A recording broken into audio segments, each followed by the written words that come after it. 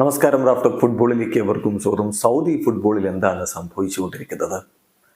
ഇപ്പോൾ അതിനെക്കുറിച്ച് വിശദമായിട്ട് പറഞ്ഞിരിക്കുകയാണ് കരീം ബെൻസീമ. നമുക്കറിയാം, പോയ സീസണിലാണ് കരീം ബെൻസീമ അൽ ഇത്തിഹാദിലേക്ക് എത്തിയത്. പക്ഷേ ആ സീസണിൽ അത്ര മികച്ച പ്രകടനം അദ്ദേഹത്തിന് നടത്താൻ കഴിഞ്ഞിരുന്നില്ല. ഒരു വേള അദ്ദേഹം സൗദി വിട്ട് യൂറോപ്പിലേക്ക് മടങ്ങിയെത്തുമെന്ന തരത്തിലൊക്കെ പലരും പ്രചരിപ്പിച്ചിരുന്നു. പക്ഷെ അതൊന്നും ഉണ്ടായില്ല. അദ്ദേഹം അവിടെ തന്നെ തുടർന്നു. അടുത്ത സീസണിലും അവിടെ തന്നെ കളിക്കും. ഇപ്പോൾ അൽ ഇത്തിഹാദിൽ അദ്ദേഹത്തിന് ഉണ്ടായിരുന്ന പ്രശ്നങ്ങളൊക്കെ പരിഹരിച്ച മട്ടിലാണ് കാര്യങ്ങൾ പോയിക്കൊണ്ടിരിക്കുന്നത്. ലോറൻ ബ്ലാങ്കിനെ അവർ കോച്ചാക്കി മാറ്റിയിട്ടുമുണ്ട്. ടീമിലേക്ക് പുതിയ മികച്ച താരങ്ങളെ കൊണ്ടുവരുന്നു.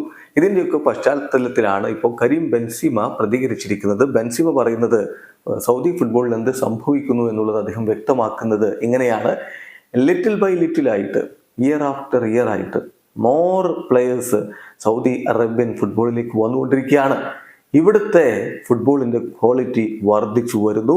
സൗദി ലീഗിനെ തീർച്ചയായിട്ടും കൂടുതൽ stronger and higher level tournament ആക്കി മാറ്റിക്കൊണ്ടിരിക്കുകയാണ്. ഇതാണ് ഇപ്പോൾ സൗദി ഫുട്ബോളിൽ സംഭവിക്കുന്നത് എന്ന് കരീം ബെൻസീമ തുറന്നു പറയുന്നത്. അതോടൊപ്പം കഴിഞ്ഞ സീസണിലേതിനേക്കാൾ മികച്ച രൂപത്തിലാണ് അൽ ഇത്തിഹാദിൻ്റെ ഈ സീസണിലേക്കുള്ള കാര്യങ്ങൾ പുരോഗമിച്ചുകൊണ്ടിരിക്കുന്നത്. ഞങ്ങൾക്ക് കുറച്ചുകൂടി മികച്ചൊരു ഫുട്ബോൾ ടീം ഇപ്പോഴുണ്ട്. അതുപോലെ തന്നെ നല്ല രൂപത്തിൽ കളിക്കാൻ കെൽപ്പുള്ള ടീം, നല്ല കോമ്പറ്റിംഗ് ആയിട്ടുള്ളൊരു ലീഗ് ഇപ്പോൾ ഞങ്ങളുടെ മുന്നിലുണ്ട്. ഇതാണ് ഏറ്റവും പ്രധാനപ്പെട്ട കാര്യം. ഇതാണ് ഏറ്റവും പ്രധാനപ്പെട്ട ടൂർണമെൻറ്റും. സോ ക്ലബും പബ്ലിക്കും ഒക്കെ ഹാപ്പിയാണ്.